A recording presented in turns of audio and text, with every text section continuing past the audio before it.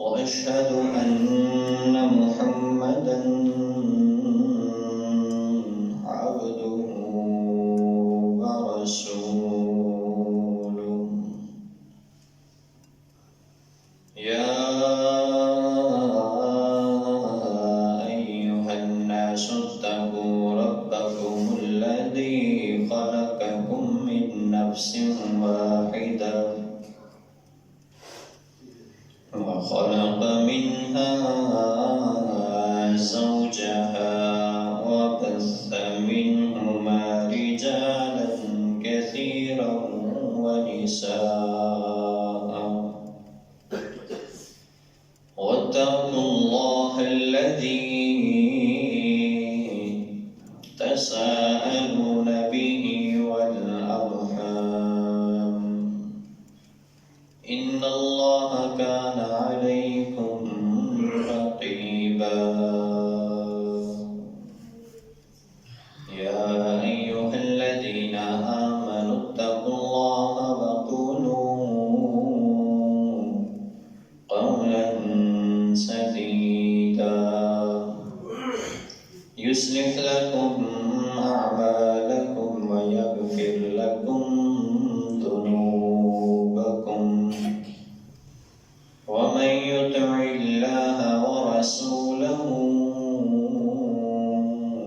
فقد فاز فوزا عظيما يا أيها الذين آمنوا اتقوا الله حق تقاته ولا تموتن إلا وأنتم مسلمون أما بعد فإن أحسن الكلام كلام الله وأحسن الهدي هدي محمد صلى الله عليه وسلم وشر الأمور محدثاتها وكل محدثة بدعة وكل بدعة ضلالة وكل ضلالة في النار رب اشرح لي صدري ويسر لي أمري واحلل عقدة من لساني يفقهوا قولي رب زدني علما اللهم رب زدني علما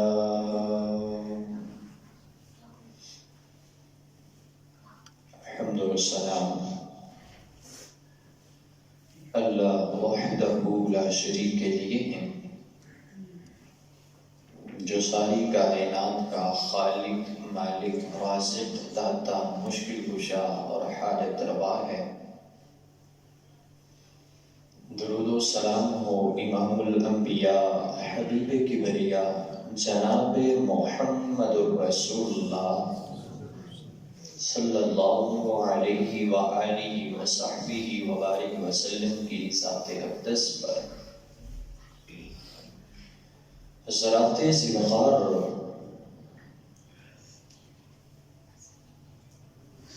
ملک کے اندر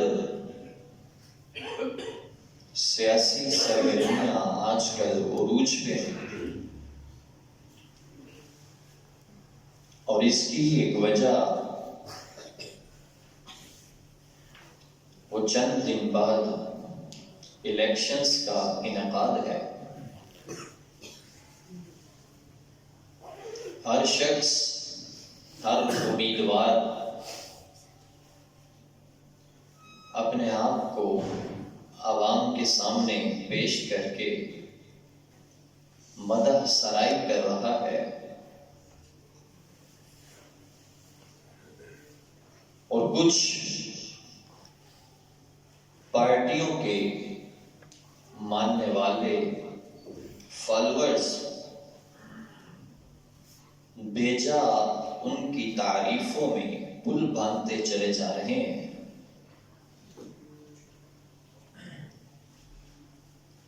اسلام جہاں دیگر مسائل میں ہماری رہنمائی کرتا ہے، سیاسی صورتحال میں بھی ہمیں رہنمائی اسلام سے لینی چاہیے، کیونکہ مومن کی زندگی جو ہوتی ہے اس کی کوشش ہی یہ ہوتی ہے کہ میری زندگی میں جو بھی اونچ نیچ آئے مجھے اس کا حل، مجھے اس معاملے سے نکلنے کا طریقہ قرآن یا حدیث کے اندر سے مل جائے تاکہ میں اس کے مطابق اپنی زندگی بناؤں۔ یہاں ایک بہت بڑا موازنہ یہ بھی ہے کہ ہم نے سمجھا ہوا ہے سیاست علیحدہ چیز ہے، مسجد کے معاملات علیحدہ ہیں۔ یہی وجہ ہے کہ آج اگر سیاسی رہنمائی کوئی عالم دین کرتا ہے، کوئی اپنے واعظ میں کرتا ہے، کوئی اپنے جمعے میں کرتا ہے، تو اس کو سمجھایا اس انداز سے جاتا ہے جی سیاست کو مسجد سے دور رکھے، مسجد میں سیاست نہ لے کے آئیں۔ یقین کیجئے ہمارا زوال اسی دن سے شروع ہوا پڑا ہے کہ جب سے ہم نے مسجد سے سیاست کو علیحدہ کیا ہے۔ سیاست شروع ہی مسجد سے ہونی چاہیے تھی۔ اسلامک اسٹیٹ کے اندر، اسلامک ریاست کے اندر سیاسی معاملات کا مرکز اور محور جو ہے وہ مسجد سے شروع ہوتا ہے۔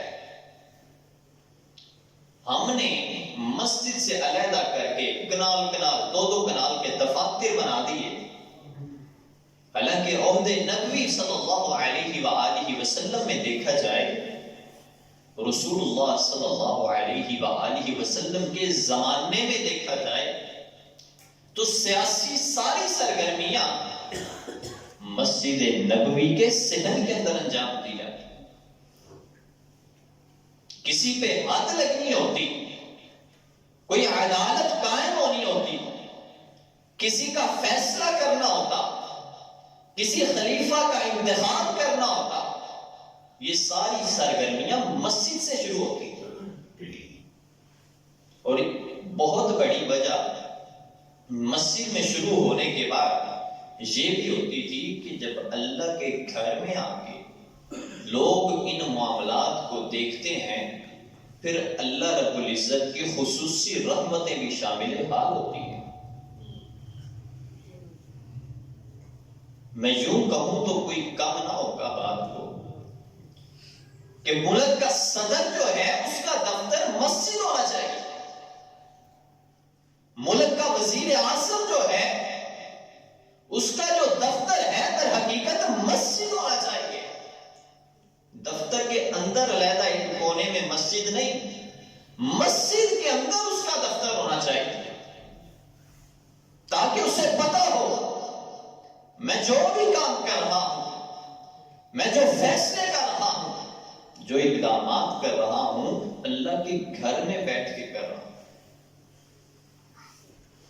باہر نکلتا ہے نا انسان، ذہن اور پاسے چلا ہی جاتا ہے، لیکن جب انسان مسجد میں بیٹھا ہوتا ہے نا، کم از کم مسجد کی لاج پھر بھی تھوڑی بہت رکھ ہی لیتا ہے۔ کوئی بندہ باہر نکلے گا نا، گھر میں اکثر لوگوں کی عادت ہوتی ہے گانے، فلمیں، بہرحال چلے گناہ کا کام ہے، لیکن جن کی عادت ہوتی ہے مسجد میں وہ بھی لحاظ کرتے ہیں، نہیں اللہ کا گھر ہے ادھر نہیں ایسے کرتے۔ مسجد سے نکلتے ہی جو باہر سگریٹ پینا شروع کر دیتے ہیں نا، مسجد میں نہیں پیتے، کیوں؟ وہ جانتے ہیں کہ مسجد کا تقدس ہے، وہ جانتے ہیں کہ مسجد کے حقوق ہیں، وہ جانتے ہیں کہ یہ اللہ رب العزت کا گھر ہے، یہاں بالخصوص اللہ سے ڈر کے رہتے ہیں۔ یہاں سے یہ ایک بہت بڑی وجہ ہے ہمارے سیاسی بگاڑ کی، کیوں؟ یہ اجتماعی معاملہ بھی ہے کہ ہم نے مسجد کو سیاست سے بالکل دور کر دیا۔ تو ذرا بات کہیں اور نکل رہی ہے۔ آج کے جمعے میں جو گزارش آپ کے سامنے رکھنا چاہتا ہوں وہ یہ ہے کہ اکثر آج کل لوگوں کی زبان پہ جملہ ہے کہ ووٹ کس کو ڈالیں؟ آخر کون ہے جو ہمارے معیار پہ پورا اتر رہا ہے؟ اور پھر اپنی اپنی ترجیحات ہیں. کوئی کسی کے چلنے کے انداز سے متاثر ہو کے اس کے نام ووٹ کر رہا ہے.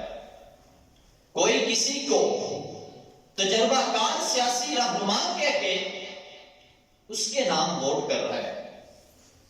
کوئی اپنا ووٹ گلیاں اور نالیوں کی تعمیر کروانے والے کے حصے میں دے رہا ہے. یہ ہماری ترجیحات ہیں. جی میں نے اس کو ووٹ کیوں دینا ہے؟ اس کا سپیکنگ پاور جو ہے اس کے پاس بڑی اچھی ہے. میں نے اس کو ووٹ کیوں دینا ہے؟ جی وہ تجربہ کار ہے، بڑے سالوں سے حکومت کے رکھوالے ہیں. میں نے کسی اور کو ووٹ کیوں دینا ہے؟ جی دعا سلام تھی، چھوٹے موٹے کام شام آ جاتے تھے، اس لیے ہم نے سوچا پھر ووٹ بھی انہیں کو دیتے ہیں. نہیں میرے بھائیو، ہماری جب ترجیحات بدلی ہیں، پھر جو ہمارا حال ہو رہا ہے یہ آپ کے بھی سامنے ہے اور میرے بھی سامنے ہے. ہماری ترجیحات کیا ہونی چاہیے؟ ووٹ اگرچہ یہ بات ہر دور میں اختلاف رہا ہے کہ جمہوریت حرام ہے یا حلال ہے.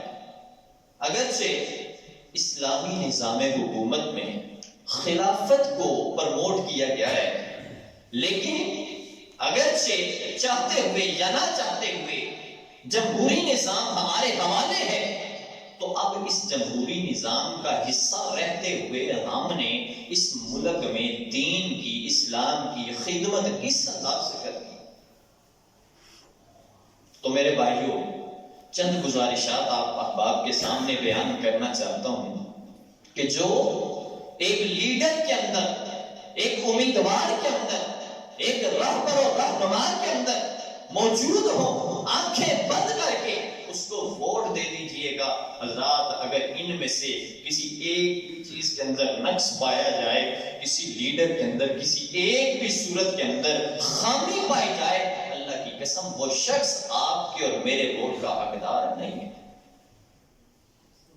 وقت انتہائی مختصر ہے، چیزیں تو 15-20 تھی میرے سامنے، لیکن ان میں سے انتہائی مختصر کر کے 10-12 چیزیں آپ کے سامنے رکھنا چاہتا ہوں. سب سے پہلی بات، جو ہمارا حکمران ہونے کے لیے امیدوار ہے، چونکہ مسلم ریاست ہے لہذا ضروری ہے کہ ہمارا حاکم بھی مسلمان ہو. اور یہ بات 73 کے آئین کے تناظر میں لکھی جا چکی ہے. ہمارا حاکم، ہمارا امام، ہمارا حکمران مسلمان ہو، کسی اور مذہب سے تعلق رکھنے والا یا بالخصوص قادیانی جماعت سے تعلق رکھنے والا، جن کو پاکستان کا قانون غیر مسلم ڈکلیئر کر چکا ہے، ایسا شخص مسلمانوں کا حاکم بننے کا تصور نہیں رکھ سکتا. ہماری ترجیحات میں پہلی ترجیح ہمارا حکمران مسلمان ہونا چاہیے. دوسری ترجیح جو ہمارا حاکم ہونا چاہیے وہ مرد ہونا چاہیے.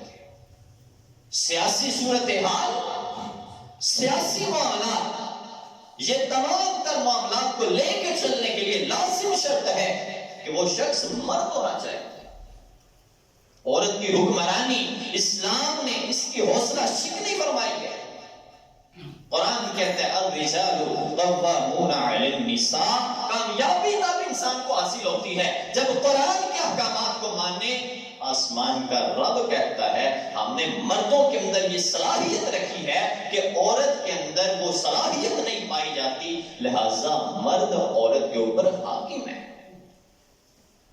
یہی وجہ ہے کہ اللہ کے جتنے بھی انبیاء آئے سارے مرد تھے.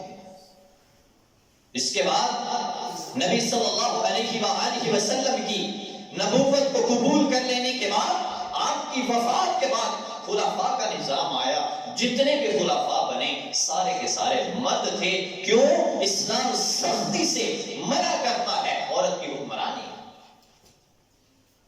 افسوس ہے کہ ہمارے کئی مذہبی رہنما خواتین کی حکمرانی کے دفاع میں باتیں کرتے ہوئے تاریخ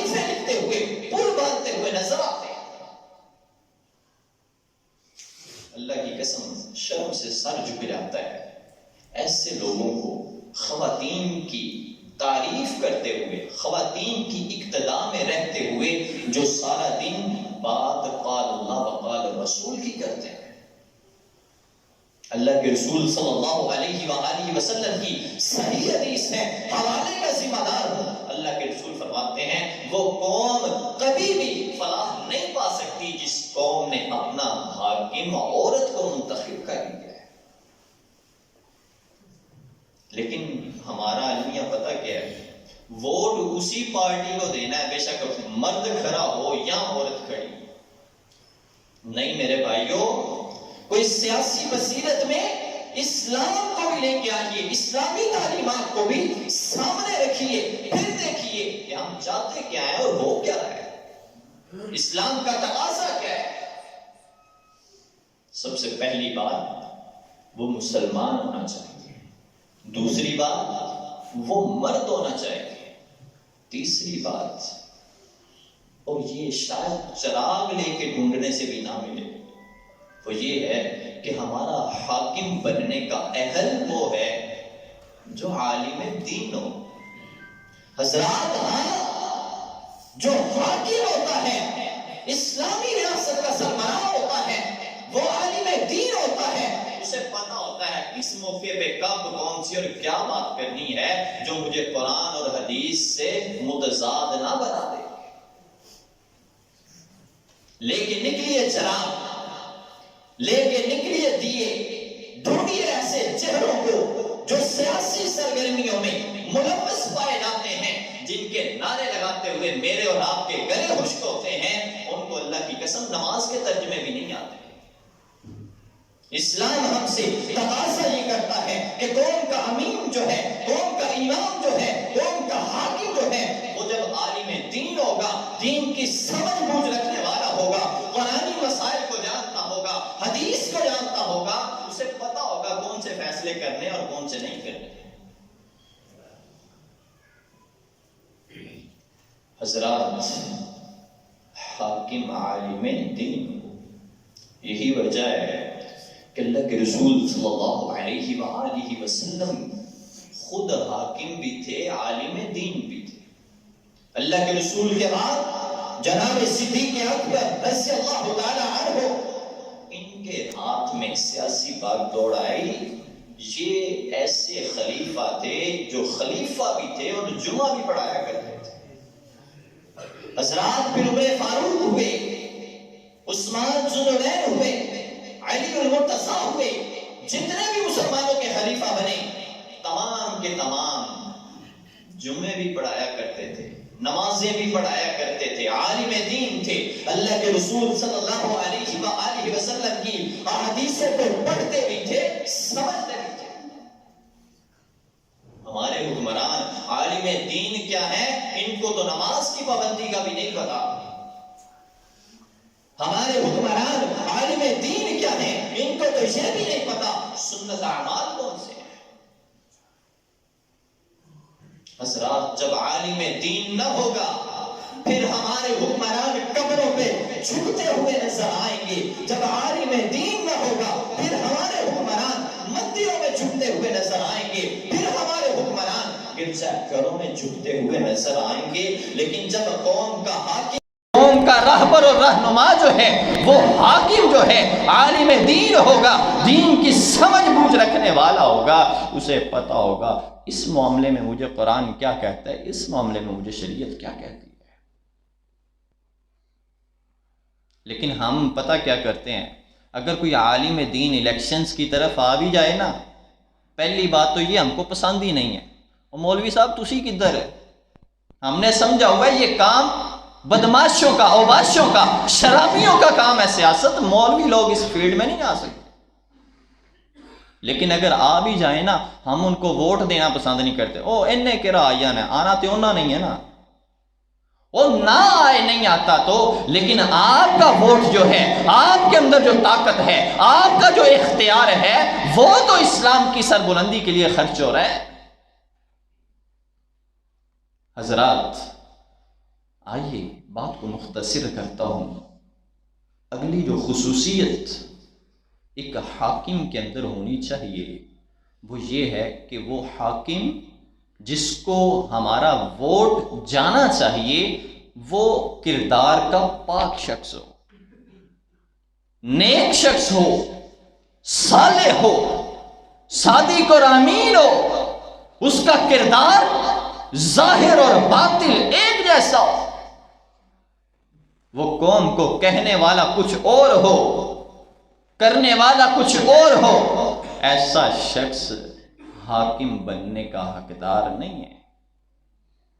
اللہ کے رسول صلی اللہ علیہ وآلہ وسلم نے فرمایا، جو حکمران اپنی رعایا کو دھوکہ دیتا ہے، یعنی کہتا کچھ ہے کرتا کچھ ہے، الیکشن سے پہلے وعدے کچھ کرتا ہے، نبھاتا نظر نہیں آتا، ایسا شخص کل قیامت کا دن ہوگا، اللہ رب العزت اس پہ جنت کی خوشبو کو بھی حرام کر دیں گے۔ اور ایک اور حدیث میں مزید وضاحت ہے، فرمایا ایسے شخص کو آسمان کا رب جہنم کی آگ کے اندر پھینکے گا۔ کون؟ جو شخص صادق و امین نہیں ہے، جو اس معیار پہ پورا نہیں اترتا، جو اپنے کردار کو خاص کر لوگوں کے آگے نمونہ بنا کے پیش نہیں کرتا، جن کے ماضی کرپشن کی داستانوں سے بھرے ہوں، آج وہ کس منہ سے لوگوں کے آگے وعدے کرواتے پھر رہے ہیں کہ ہم آپ کے ملک کے خیر خواہ ہیں۔ حضرات، اللہ کے رسول صلی اللہ علیہ وآلہ وسلم کی صحیح حدیث ہے، اور یاد رکھیں جتنی باتیں کر رہا ہوں، جتنی حدیثیں بیان کر رہا ہوں، ایک ایک حدیث کا، ایک ایک بات کا ذمہ دار ہوں، دکھانے کے لیے بھی تیار ہوں۔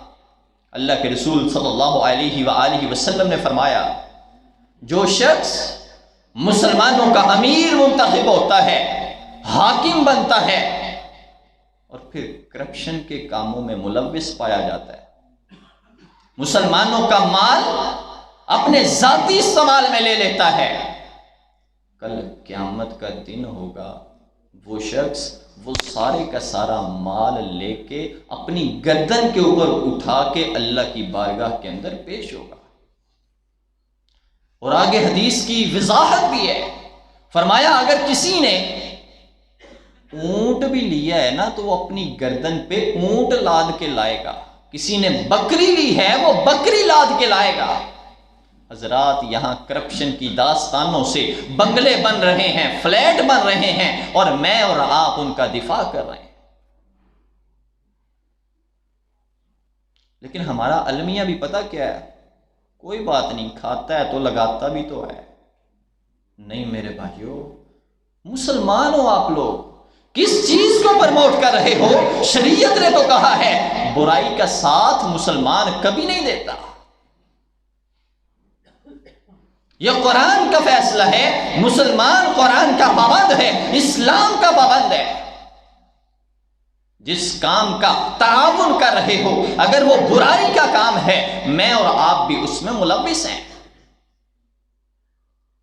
حضرات، بات مختصر کرتا ہوں، اگلی جو خصوصیت ہونی چاہیے ہمارے حکمران کے اندر وہ یہ ہے کہ وہ عادل ہو، عدل کرنے والا ہو، اس سے توقع انصاف کی جاتی ہو۔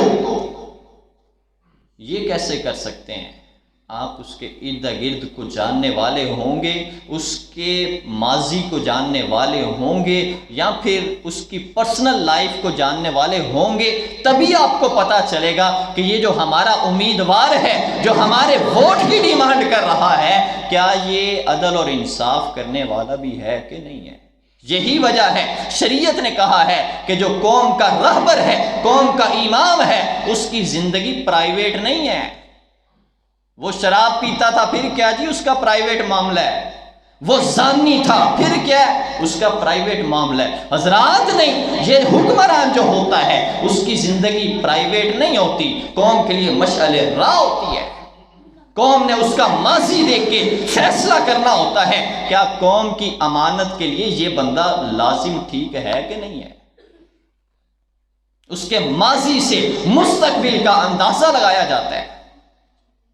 عادل ہونا لازم شرط ہے۔ اللہ کے رسول صلی اللہ علیہ وآلہ وسلم نے فرمایا ایسا امام جو عدل کرنے والا ہے کل قیامت کا دن ہوگا عرش کا سایہ پائے گا۔ اور اس کے آگے ایک اور سنیے گا حدیث مبارکہ، اللہ کے رسول صلی اللہ علیہ وآلہ وسلم نے فرمایا جو شخص منصب انصاف پہ مبنی ہوتا ہے، قاضی بن جاتا ہے، حاکم بن جاتا ہے، وہ جب تک انصاف کرتا رہتا ہے اللہ رب العزت اس کے ساتھ رہتے ہیں، ہر ٹائم اس کا ساتھ اللہ رب العزت دیتے ہیں۔ لیکن جب وہ انصاف کے اصولوں کو ہوا میں اڑا دیتا ہے پھر ایسے شخص سے اللہ رب العزت علیحدہ ہو جاتے ہیں اور پھر ایسے شخص کو شیطان اپنی لپیٹ میں لے لیتا ہے۔ کون؟ جو عدل نہیں کرتا، جو انصاف نہیں کرتا، وہ شیطان کی لپیٹ میں آ چکا ہو، آسمان کا رب اس سے علیحدگی اختیار کر چکا ہو، میں اور آپ کیسے توقع کر سکتے ہیں کہ وہ شخص ہمارے جان مال عزت کے تحفظ کا ضامن ہے؟ حضرات آئیے اس سے اگلی خصوصیت کیا ہونی چاہیے، اور وہ یہ ہے کہ وہ اپنی رعایا کا خیر خواہ ہو، وہ اپنی رعایا کے حال احوال سے آگاہ ہونا چاہیے۔ ووٹ لیے ہیں 5 سال کوئی چہرہ بھی نظر نہیں آیا، اب پھر ووٹ لینے کی امید ہے تو آج پھر گلیوں گلیوں میں رلتے نظر آ رہے ہیں۔ کیوں؟ ہمیں بھی پتہ ہے کہ یہ ووٹ لینے کی دیر ہے، 5 سال تک کوئی ملنا بھی چاہے گا تو 100 طریقے ہیں، اس کے بعد جا کے وہ ان کو مل سکے گا۔ لیکن جو حاکم وقت ہوتا ہے نا، صحیح حدیث اللہ کے رسول صلی اللہ علیہ وآلہ وسلم کے متعلق صحابی رسول فرماتے ہیں اللہ کے رسول صلی اللہ علیہ وسلم نے ساری زندگی اپنا کوئی دربان نہیں رکھا۔ کیوں؟ اگر کوئی دربان ہو، کوئی بیچارہ ضرورت مند آئے، ممکن ہے وہ دربان اس کو واپس بھیج دے، میرے تک پہنچنے نہ دے۔ اللہ کے رسول صلی اللہ علیہ وآلہ وسلم اپنی رعایا کے کتنے خیر خواہ ہیں۔ اللہ کے رسول صلی اللہ علیہ وسلم نے کوئی دربان اپنے دروازے پہ نہیں رکھا، جس کو کام ہو میں محمد کے دروازے پہ آئے۔ اور یہ حقیقت بھی ہے، اللہ کے رسول صلی اللہ علیہ وآلہ وسلم کے پاس لوگوں کی چھوٹی چھوٹی پریشانیاں ہوتی، چھوٹی چھوٹی پرابلمز ہوتی، وہ لے کے اللہ کے رسول کے دربار میں آ جایا کرتے، اللہ کے رسول صلی اللہ علیہ وآلہ وسلم ان کے مسائل کا حل کرتے۔ کیا خیال ہے جن کو ہم ووٹ دے کے منتخب کریں گے الیکشنز کے بعد کیا ہماری ان تک رسائی ہوگی؟ چند بندے جو ان کے واقف کار ہوتے ہیں، ان کے علاوہ کسی کو ان تک پہنچنے بھی نہیں دیا جاتا۔ لیکن کائنات کے امام، نبی سے بڑا حاکم کوئی نہیں، حکمران کوئی نہیں، لیکن اللہ کے رسول صلی اللہ علیہ وسلم کی زندگی کیا ہے، کسی کو چھوٹے سے چھوٹا مسئلہ بھی ہوتا سیدھا اللہ کے رسول کے گھر میں تشریف لے آیا کرتا۔ حضرات یہ حاکم کے اندر اگرچہ مجھے اور آپ کو سننے سنانے میں لگتا ہے نہیں جی یہ چھوٹی چھوٹی باتیں ہیں، پھر اس معیار پہ تو کوئی بھی پورا نہیں اترتا، یہ ہمارے ذہن کے اندر یہ باتیں چل رہی ہوتی ہیں، لیکن میرے بھائیوں یہ چیزیں ضروری ہیں، اس کے بغیر گزارا نہیں ہے، اس کے بغیر پھر نہ ہم پریشانیوں سے نکل سکتے ہیں، نہ ہم بے روزگاری سے نکل سکتے ہیں، بلکہ اللہ کے عذابوں کی گرفت میں آتے جاتے ہیں۔ یہ ہمارے ملک کی تباہیوں کی جو داستان بن رہی ہے، اس کی بہت بڑی وجہ یہ بھی ہے، ہمارے حاکم جن کو قرآن و حدیث کا پتہ ہی نہیں، ایسے ایسے معاملات کر رہے ہیں، اور اس کے پیچھے ہماری طاقت بھی ہے، ہم نے اس چیز کو ترجیح نہیں دیا۔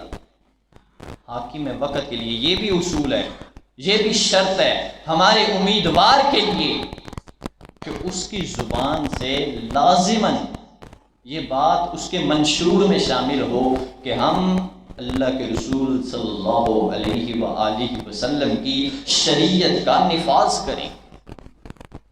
مسند احمد کی حدیث ہے، اللہ کے رسول صلی اللہ علیہ وآلہ وسلم نے فرمایا جو انسان کسی کا حاکم بنایا جاتا ہے، کسی ریاست کا حاکم بنا دیا جاتا ہے، اس کے لیے لازم ہے کہ وہ نفاذ اسلام کے لیے کام کرے۔ کیوں؟ بے شک رایا میں لوگ تھوڑے ہیں یا زیادہ ہیں، زیادہ بڑی سلطنت اگرچہ نہ بھی ہو، پھر بھی کل قیامت کے دن اس سے ضرور سوال کیا جائے گا کہ اللہ کے قانون کے نفاذ کے لیے تم نے کیا اقدامات کیے ہیں۔ بدقسمتی یہ ہے کہ ہمارے منشور میں گلیاں پکی کروانیاں تو ہیں، ہمارے منشور میں ماہانہ 8-10 ہزار کا وظیفہ تو ہے، ہمارے منشور میں سکول کالج بنانے تو ہیں، اسپتال اسٹیڈیم موٹر وے بنانے تو ہیں، لیکن ہمارے منشور میں ہماری زبان پہ ایسا جملہ نہیں ہے کہ جس کے بارے ہم قوم کو امید دلا سکیں کہ ہم قال اللہ وقال الرسول کے نفاذ کے لیے اقدامات کریں۔ اللہ کے رسول صلی اللہ علیہ وآلہ وسلم خود اپنی زندگی میں ساری زندگی قال اللہ وقال الرسول کے نفاذ کے لیے صحابہ کو گورنر بناتے یا کوئی حکومت کے کوئی منصب پہ کوئی عہدے پہ فائز کرتے تو ان کو باقاعدہ تعلیم دیتے۔ کوئی فیصلہ کرنا پڑ جائے، کوئی قانون بنانا پڑ جائے تو یاد رکھنا اللہ کے قرآن کے مخالف نہ ہو، اللہ کے رسول صلی اللہ علیہ وآلہ وسلم کی شریعت کے مخالف نہ ہو۔ حضرات، باتیں بہت سی ہیں، لیکن یہ چند بنیادی چیزیں ہیں جو ہمارے حاکم کے اندر ہونی چاہیے، جس وجہ سے ہی وہ ہمارے ووٹ کا اہل ہے۔ اگر یہ خصوصیات، یہ چیزیں اگر ہمارے منتخب امیدواروں میں نظر نہیں آتی نا، تو وہ قانون کے نظر میں تو اگرچہ نہیں، لیکن قرآن اور حدیث کی نظر میں وہ لوگ اس عہدے کے لیے نااہل ہیں۔ اور جو نااہل ہو، اللہ کے رسول صلی اللہ علیہ وآلہ وسلم کی آخری حدیث سنا کے بات کو ختم کرتا ہوں۔ اللہ کے رسول فرماتے ہیں قیامت کی نشانیوں میں سے بہت بڑی نشانی یہ ہے کہ قوم کی حکمرانی، قوم کی باغ دوڑ نااہل لوگوں کے ہاتھوں میں آ جائے گی، اور پھر جب نااہل لوگوں کی ہاتھوں میں آئے گی، پھر کشمیر 5 فروری کو 2-4 منٹ کی خاموشی کر کے ان کے ساتھ یکجہتی تو ہو جائے گی، لیکن آزاد کروانے کے لیے اقدامات کوئی نہیں ہوں گے۔ پھر نغموں میں، ترانوں میں تو کشمیر کو یاد رکھا جائے گا، جہاد کا نام اپنی صفوں سے نکال دیا جائے گا۔ حضرات، یہ ساری چیزیں لازم و ملزوم ہیں۔ حاکم جو ہے قوم کا خیال رکھنے والا ہو، رعایا کا خیال رکھنے والا ہو۔ جب اللہ کے رسول صلی اللہ علیہ وسلم نے یہ حدیث بیان فرمائی نا، تو صحابی نے سنی، اللہ کے رسول صلی اللہ علیہ وسلم انتقال فرما گئے، جناب امیر معاویہ رضی اللہ تعالی عنہ حاکم بنے۔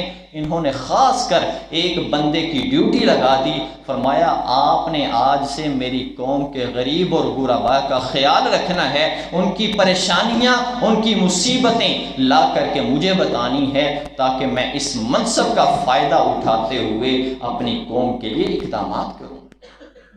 تو میرے بھائیو، ضروری ہے کہ ہماری ترجیحات صرف تقریر کسی کی نہیں ہونی چاہیے، ہماری ترجیحات کسی کے چلنے کا انداز نہیں ہونا چاہیے، ہماری ترجیحات کسی کا سیاسی تجربہ نہیں ہونا چاہیے، بلکہ ترجیحات یہ ہونی چاہیے جو آج آپ سن چکے ہیں۔ اللہ رب العزت سے دعا ہے اللہ عمل کی توفیق عطا فرمائے۔ اقول قولی ھذا واستغفر اللہ لي ولکم۔